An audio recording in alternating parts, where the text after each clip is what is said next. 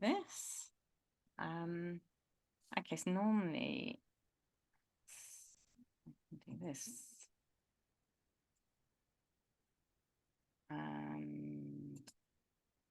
That I hope that's clearer for everyone. So good morning. Thank you, David, so much for joining us today. I know it's not an easy task, and we're really grateful. It's so important, as Ruth was just saying, that these events happen, that we are able to connect with each other, and of course to connect to Israel.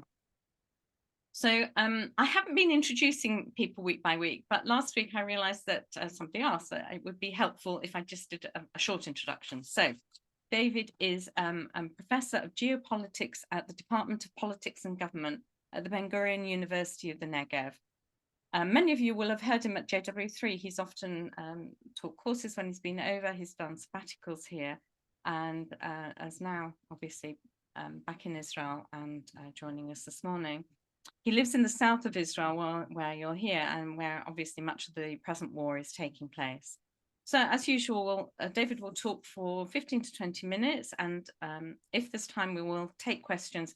Please put the questions in the chat. I won't unmute people. I will ask them for you, and then we'll get through more. David, as I said, it's not an easy task we set you, but what's uppermost in your mind this morning? And perhaps you can sketch out for us what that you and those around you are feeling 6 weeks in. Thank you, David. Over to you. Okay, thanks very much, Judy. Good morning, everybody. What Judy didn't mention, for those of you who don't know me, is that I'm a North London boy from just up the road from JW3 in New Barnet. And just in case you didn't know that, you can see my Tottenham teddy bear behind me.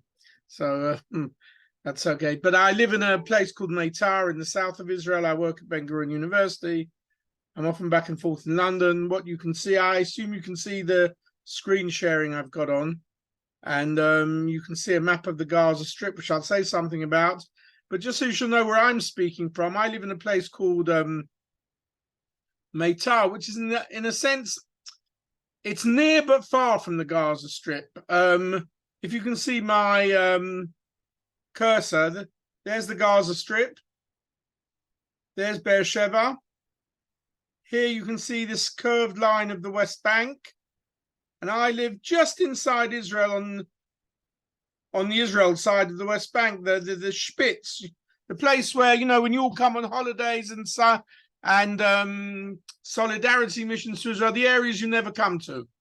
I live in a place called Meitar, just here south of the West Bank. You can see it blown up here. My nearest neighbors actually are the huge Bedouin communities of Lakia and Chora. Actually, I live right on the edge of Meitar. Have done for 35 years. I came here when there were 1,000 people and now about 10,000 people. I look out over the hills here. We don't have a fence around the Yishuv, which is a bit questionable at the moment, given what's been going on. We never have had. It's part of the ideology. And actually, because all the building goes on in different areas of this community, but not on my side. So what I see and hear from my window, where I'm speaking to you right now, is basically the large Bedouin community of Chora. Usually wakes me up at 3 o'clock every morning with the call to prayer, followed by all the jackals which live in the hills. A very interesting geopolitical issue is that the jackals used to roam all around this area, but ever since they built the fence and the wall along the West Bank, they are blocked in. So we have huge families, I don't know what they're called, of jackals living in the hills by us, and they wander through the streets and gardens of Meitar at night. They don't harm human beings, but they're a bit of a nuisance. So even jackals are affected by geopolitics. As I say, so it's the south of the country. We're about 40 kilometers from Gaza. I'm about 15 kilometers north of the university in Beersheba. I'll say something about what's happening to the university during this period. We are on the flight path to the Gaza Strip, and as you can imagine, there are plenty of planes going overhead. It's actually a very quiet morning today, which may mean something in terms of what's going on behind the scenes about the discussions about the hostages and so on. But for the last 6 weeks, of course, we live 24 hours a day with planes going overhead. We see and we hear all the missiles. A few of them have fallen relatively close to us. We're just on sort of the border, not because they can't reach this distance, but this particular direction doesn't interest them so much. It's it's a terrible thing to say, but they're more interested in hitting the towns of Sderot or Ofakim or going into Tel Aviv or even Beersheba, which is a problem. And they've also hit some of the Bedouin communities nearby. So we're on the edge, and we often can see above us the missiles and then being shot down by the missiles, by the Iron Dome system that Israel has. Let me divide my short comments into two. Let me say something about what it's like to live in the area and what's happening on a day-to-day basis, what happened on that particular day on Simchat Torah, when it all started up, and how it has impacted and continues to impact us on a day-to-day basis. And let me also say something professional towards the end about the Gaza Strip and the border, and what exactly happened to the border. I mean, why did Israel's iron wall sort of collapse in the way it did on the day of the massacres that took place, and what can we expect in the future? So a lot to do in 20 minutes, but I'll see what I can cover very briefly. Well, in our community, which is a low-density residential community, one of the 3 suburban communities north of Beersheba, Omer, Lehavim, and Meitar, people buy plots of land, build their own houses. Unlike most of Israel, we have available land here. And during Corona, let me just say, and of the 10,000 people in Meitar, it's a mixed community. About, say, 12 to 15% are different levels of religiosity, traditional, Orthodox. We have 7 or 8 synagogues here, 1 in each neighborhood. And I belong to the smallest of them, the only Ashkenaz synagogue, which probably exists in this part of the world, about 25, 30 families who have been together for about 30 years and grown up together. And but during Corona, of course, when you couldn't even congregate in those synagogues, so people started up garden synagogues, garden minyanim. Most of them closed down, but 1 or 2 remained open. They're very convenient things to have. And of course, then everybody has the great Jewish joke, you've always got a synagogue that you never go to or you don't belong to. And in our neighborhood, we kept one of the garden minyanim going, and I go there about once every 3 or 4 weeks. And particularly on days like Simchat Torah, where I've got to the age where, you know, the quicker I can get through Simchat Torah, the better. And they have the sort of service there, which starts at 7 in the morning, and we're through everything by 9. And that includes Yizka and includes everything because it's 2 days together, Simchat Torah and Shmini Atzeret. So Simchat Torah is one of the days I go to the garden, and we have about 15, 20 people turning up there. It was already very clear from early in the morning at 6:30, and we gather at 7, that something was going on. I mean, it's an Orthodox Ashkenaz minyan, but there are people there who are in the army, who are in the medical services, senior doctors. So it was clear people were going on. In that small group of 15 people, we have 2 emergency doctors. One actually is the deputy director of the emergency wards in Hadassah. He drives virtually every day from Meitar to Hadassah. Another one is an emergency surgeon in Soroka Hospital in Beersheba. They were already being called up by 10, 11 in the morning before much of the news was out. And we also have, living just a few doors away from us, a guy who in his daily life is an electrician. He's a Sgan Aluf, that is one of the highest army levels you can get as a reserve officer. He's a deputy general or whatever it's called, a major in Zaka. You've probably heard a lot about Zaka. Zaka are the unit that go around collecting the bodies, the parts. And he spent 30 years doing this work, going in the past wars under fire into Gaza and other places, bringing out people under fire. and he was called up within a few hours with his units. We've hardly seen him in the 6 weeks since. He's been home 2 or 3 times for very short periods.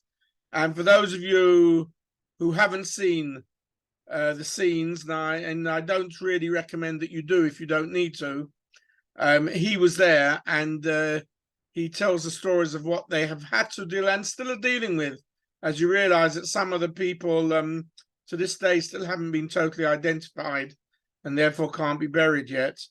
I mean, what he and his colleagues do is just amazing, out of this world. And but he's seen things which you wouldn't want to know about. And he said there've been some major issues within the unit itself, with people who just can't deal with it anymore. And I can understand, because I've been doing a little bit of work with Misrad HaChutz, the Foreign Office, with Hasbara, and talking to groups around the world, particularly in Britain.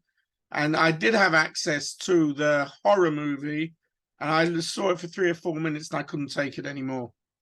On that Simchat Torah morning, people were already being called up in a place like ours, where either you are in army units or your children are in army units, and people were being called up very quickly at the time. Since then, of course, the country as a whole has been in a state of war. But if you live in the south, of course, you're hearing missiles the whole time. You're hearing the planes above you the whole time. That goes without saying. As I say, it's a relatively quiet morning this morning, thank God. Hope it keeps that way. And the whole of the country, including our Yishuv, has really become sort of those people. A lot of people aren't working. A lot of people are working. A lot of people like me anyway do a lot of work from home, but we're not traveling a great deal, and we're certainly not traveling abroad. If we travel, it's to see our kids who live scattered, live all around Israel in different parts. None of them live near us anymore. Rosh Hashanah, Netanya, Harish, Jerusalem, Gush Etzion. So that's about the only traveling we do, apart from occasionally going to the university.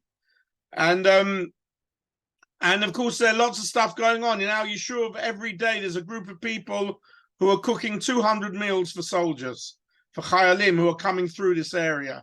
So everybody's either donating money or going and cooking. They told me they don't need an Englishman for their cooking skills, which they're totally right about. And then, of course, there's a big canteen for the soldiers at the entrance to our Yishuv. So you're going to the supermarket every day and buying stuff for them. Everybody's doing something. And a lot of people, of course, because maybe they're my age, they've got kids in the army, so they're going to stay with their daughters-in-law or children, while the husbands, mostly husbands, can be wives as well, but mostly husbands are in the army. So that's what daily life is like at the moment. In Israel generally, but certainly in the areas nearest to the events. As I say, I'm a professor at Ben-Gurion University, and as you can imagine, the university has been very impacted by what has happened. In the first case, something like 30-40% of the reserve soldiers called up, who are now fighting in Gaza and who are already on the northern border in Lebanon for what we don't know may or may not happen there.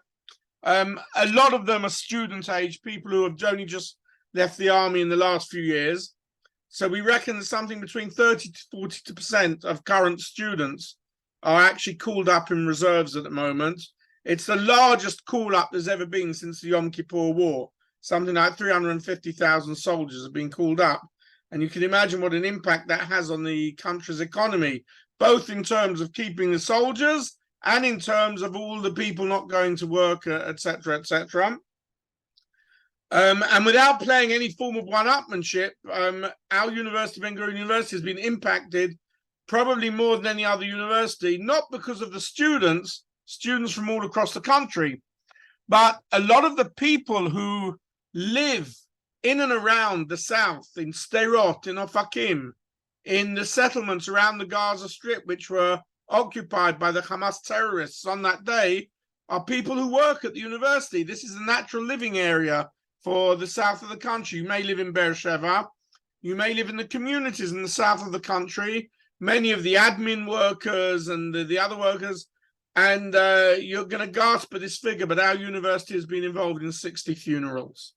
60 funerals. Many of them are families of people, not directly people working, but either people themselves or families of people who work, including 2 or 3 of these terrible cases where virtually whole families were wiped out. So the university has been impacted greatly, and I could show you a photo. I haven't got it with me just now, but you know, that when you walk into the entrance to the university, which is pretty quiet at the moment, there's a big notice board with all the bereavement notices, which covers a whole wall.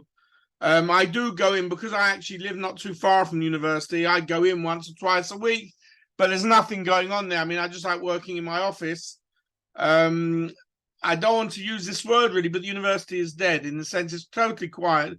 Only if you really have to go in, or you're part of the senior administrative staff, you go in. Otherwise, you work from home, and the place is very quiet. And every other day, the university hierarchy, the rector, the president, and the secretary general get together to decide policy. The 5-6 major universities in Israel every week have been putting off the opening date of the academic year. It was meant to have started a week after Simchat Torah.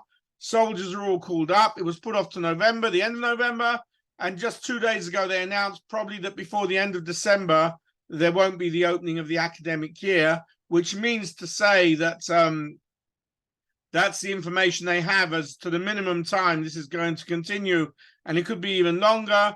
They're not quite sure how the academic year will progress. Clearly, the semesters will have to be shorter. They hope they don't have to, at any stage, come and say that there's not going to be an academic semester, there's not going to be an academic year, but it's a borderline at the moment as to what will happen in that sort of situation, and it could be the situation. I suppose with a slight irony, I suppose you could say, even from Meitar to Beersheba every morning on a regular day, there's an hour and a half where if you don't need to go at that time, there are huge traffic jams. I mean, the Bedouin communities, the Jewish communities, they're coming from the West Bank as well. So there's huge traffic. And so because I'm an academic, I can choose my hours. I go later, I leave later. I don't get involved in that. But today you can virtually drive on the road at any time, or drive in the center of the country even, and the roads are fairly clear. There are more cars on the roads today than there were maybe 2 or 3 weeks ago. And of course, the one thing that everybody fears about, some of our kids will come to us later from Rosh Hashanah for Shabbat, and it's nice to be here. It's a nice open place for the kids and the grandchildren to play. But the one thing everyone is always fearful about is what happens if they're on the highway and suddenly there's a missile attack in that area. You know, what do? You stop the car, you get out, where do you put yourself, and so on. And that's something which a lot of people are very fearful about. So obviously it impacts. There's a huge amount, as I'm sure you've heard from other people and read in the press, of the whole of the country has got behind this. I mean, all of the major disputes that were going on 3 months ago about the democratic system, the legal system, which was probably some of the fiercest disputes you've ever had between right and left in Israel in its history, they've all been pushed away for the moment. They've all been forgotten. Everybody is volunteering. Everybody's together in this, in the army units, in putting together voluntary things and helping the members of the various communities that have been evacuated. You know, that all the communities that were occupied by the Hamas and near the Gaza Strip afterwards, some were destroyed, some weren't, depending who managed to fight back. They were all evacuated and they're living in hotels, some in the Dead Sea, some in Eilat. There's an English kibbutz in England. There's a kibbutz called Alumim, which actually managed to fight off most of the settlers, most of the terrorists, sorry. But even they've had to be evacuated. They're all living in Netanya, and there are a lot of Brits there. It seems quite appropriate for them because they know a lot of the Brits in Netanya. And actually, the units within the kibbutz which were prepared and were ready were actually led by the son of an ex-British couple from Ilford who have lived there for 40 years. He was wounded, but he, thank God, has recovered now in Soroka Hospital and is moving on. But Alumim was a place where a lot of ex-Brits, you may have seen other kibbutzim along there. The great irony, and I mean, is that, of course, many of the settlements along the Gaza Strip area some are religious settlements, some are secular settlements, some of them are very involved in the peace movement, in helping people from Gaza get to hospitals in Israel and so on. One of the great peace workers of Israel, Vivian Silva, who lived in Kibbutz Be'eri, originally from Canada, her remains were found just a few days ago and she was buried yesterday. They can't have burials itself in the communities itself. The army have allowed burial ceremonies to take place somewhere else and then allow a very limited number of people, 15 to 20 at the most, to come and actually perform the burial in the area of the kibbutz, but otherwise the ceremonies or the funerals itself have to take place away from there because it's a completely closed army area. So it's impacted us on a very big daily basis as such. Let me just say something more on the professional side. That is to say, you know, I'm someone, I work in geopolitics, I work in areas related to borders. I work with governments all around the world on their border issues. And in fact, the only time I've been away from Israel since this started was last week. I was away for 4 days, 2 days in London and 2 days in Slovakia, where I gave a keynote at the Association of European Border Regions, where all the managers of all the EU borders come together once a year. And of course, once I was there, they asked me to give an additional lecture about what's going on in Gaza. I have to say they were reasonably receptive. I mean, they weren't anti-Israel. Maybe the anti-Israel guys didn't come along to my session, but there were 150 sort of border practitioners and NGOs and diplomats there, and they were very interested in hearing my take on what had happened and so on. Just a few weeks before the actual massacres took place, this came up. Over the years, Israel has built a fence and a wall around most of its borders, including the Gaza Strip. As you're well aware, there were previous cases of terrorism where they built tunnels underneath and tried to come in and so on. And so Israel decided as a final stage in fortifying the border with Gaza, they would build a concrete wall 20 meters under as well. And they thought that once this had been done, that's it, no one would ever penetrate that border anymore. How wrong we were. And you saw from the news scenes how easy, in a sense, it was to penetrate. In the past, by the way, that's another point I should make, is that, of course, don't forget that the southern border of the Gaza Strip is with Egypt, not with Israel. That red line is the border with Egypt, called the Philadelphia line, which is closed and sealed just as strongly as the border with Israel is. Egypt and the Gazan Palestinians, if I can use a British understatement, don't like each other. Even when Egypt controlled the Gaza Strip prior to 1967, they were seen as being pretty brutal occupiers. They don't open that border, and it took them until last week even to allow foreign nationals and wounded people to come through that border.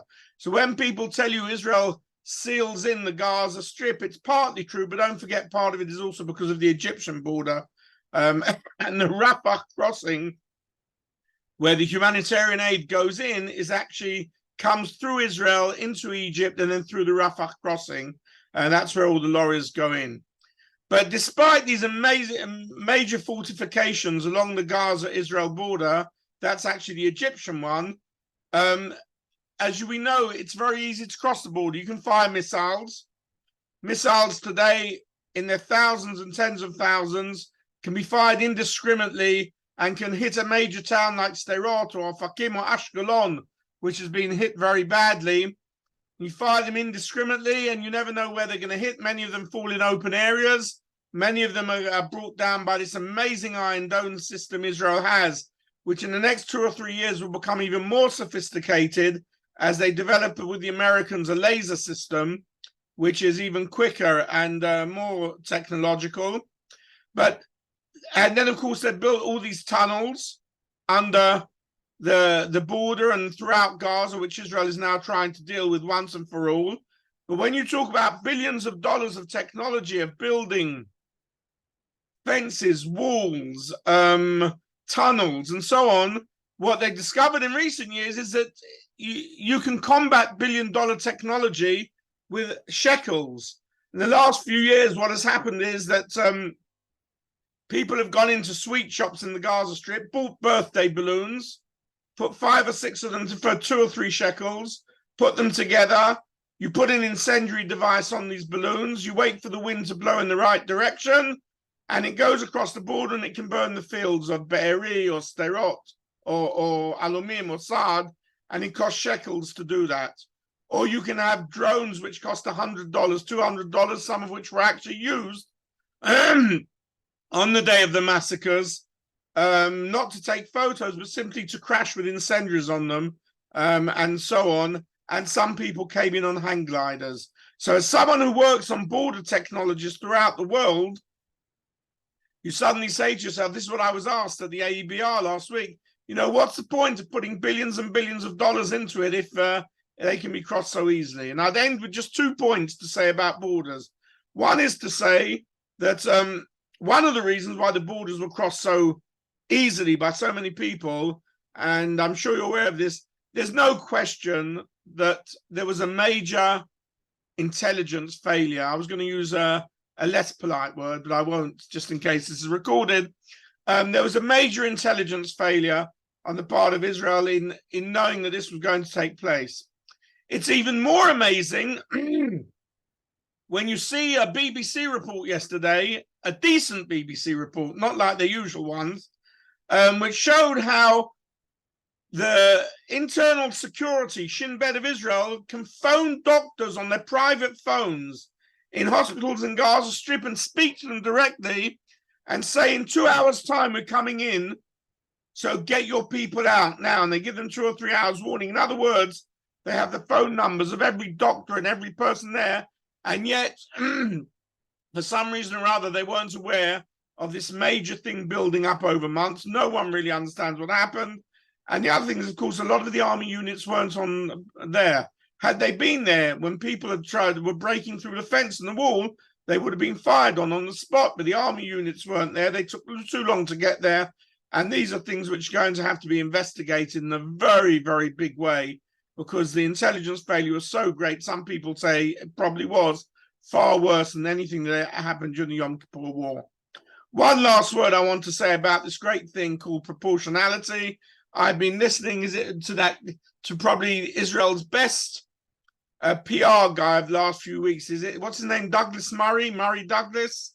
And I don't want to take away from him anything. He's fantastic. But I, for years, have been saying, forget about this concept of proportionality.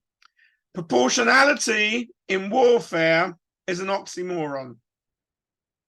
And I've often said, let's assume Israel over the years had been totally proportional in the way it responded to missiles coming in from Gaza. Let's say on one day, you had 30 missiles fired indiscriminately from the Gaza Strip into Israel, hoping they would hit something.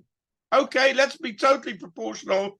Let's get 30 missiles, fire them indiscriminately into Gaza without knowing where they're going to land, probably going to land in the heart of Gaza City, and think of the damage and the deaths that would have caused. So actually by Israel trying to work out, and you can't do this in warfare the whole time, where it's firing and where it's bombing, seems to me the lack of proportionality seems to be far better than using simply a proportional system. Obviously, this time Israel has decided to go through to the end after the terrible things that happened on Simchat Torah. They're going through to the end. Many of us, like myself, I've always been on the left of center in Israel, not the radical left, but the left of center, pro-peace, against occupation, pro-two states. Most of us are behind what Israel is doing today in the Gaza. It pains us to see what the results are, but after what happened and also the hostages, and the truth is between you and us, we don't know what the fate of all the hostages are, whether they're alive or they're not alive and so on. We don't know, but it's very clear that the country is behind Israel carrying through this to the very bitter end, however long that may take. And I'll stop there. Thank you so much, David. We don't really have time for questions, but I'll just ask one because it's not something we can ask other people, which is whether the wars affected your relationship with the nearby Bedouin community. I mean, did you have a relationship before? Was that close? There's always been a relationship. Obviously, in a community of 10,000 people, it's a mirror image of Israeli society. So in my community, you have right-wing and left-wing, religious and secular. with different views, but a lot of the Bedouin from Khor and Lakia work in our community. They use after Khora burnt down its own post office, they use our post office, they use our banking facilities. A lot of them work in the building areas. In our gardener, for instance, is from one of the Bedouin communities. I would say in the big way, no, but there is much more suspicion. People are being checked much more when they come into the community. A lot of Bedouin have stopped coming to work within the community at the moment. You know, even without saying anything directly, clearly it has had an impact. And whether that returns again to what I would call normal after the situation remains to be seen. Thank you so much. We've got to 9:30, and I'm happy to go on if you want to, but that's up to you. We're very, very tight on timing because everyone's got busy Fridays. And sorry, half an hour is very short for me. I know it's long. It's very short, but it's the way we set this up that it works really well. That it's short and sharp. But we'll bring you back another time. That's okay. We can continue. So thank you so much. As always, Eridat, it's nice to see you. I wish it wasn't for these reasons. I'm not sure how. I've just had a request to extend them to 45 minutes. So maybe we'll look. All right. So I tell you what, let's just do one more question. Then obviously anybody that needs to leave. Can you hear right now the planes above me? I'll give you one of the other questions. And I've also had a request for the presentation, if you were able to send that to me to send on. Yeah, I can do. It's part of a presentation I gave actually 2 weeks ago to the Board of Deputies. If I send the recording, it's online. I'll send the recording to everyone, and then you've got the slides on that as well. So let me check. Okay, all right. I'll think about the 45 minutes. I do like the fact it's 30, but if that's what you want, then obviously I will do that. So let me choose one of the other questions.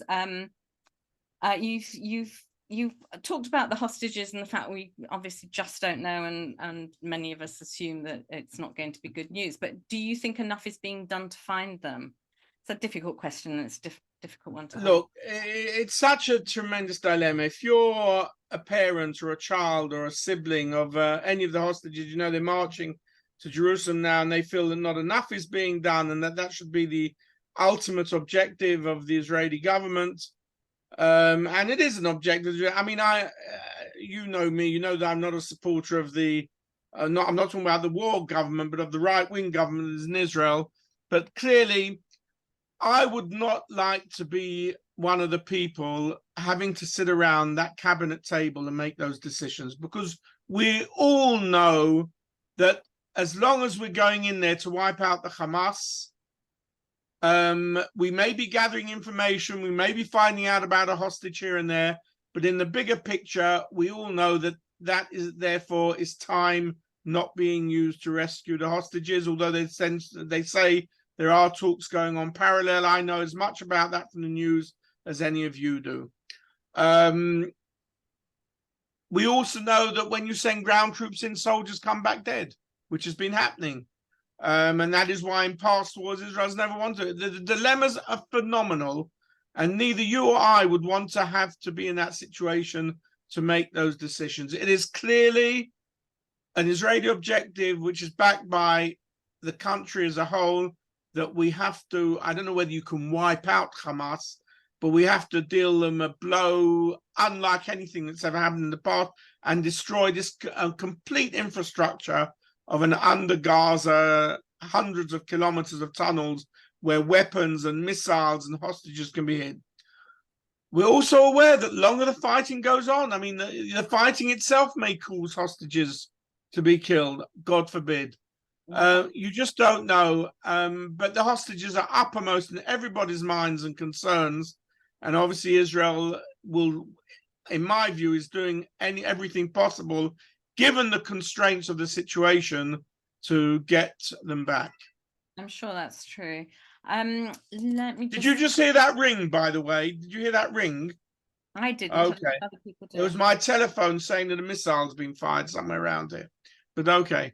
All right. So it's okay. I'm safe. Don't worry. If you disappear from the screen, we know you had to No, but I have an app, and actually it went off while I was in London last week, and I saw people wondering what's that sound. I didn't bother to tell them. Are you near Kisufim? No, but I mean, Sorry, you was know, going off there as well. Okay, let's just take one more.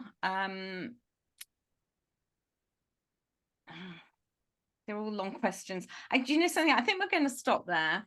And I will think about extending it to 45 minutes going forward. David, thank you so much. I do hope you're my coming. pleasure. Have a good weekend. Have a good Shabbat. Thank you so much, everyone, for coming. And let's hope for some good news over the weekend. Okay, absolutely. all the best. Bye. I hope you have a peaceful Shabbat. Take care. Shabbat Shalom, everybody. Take care. Bye.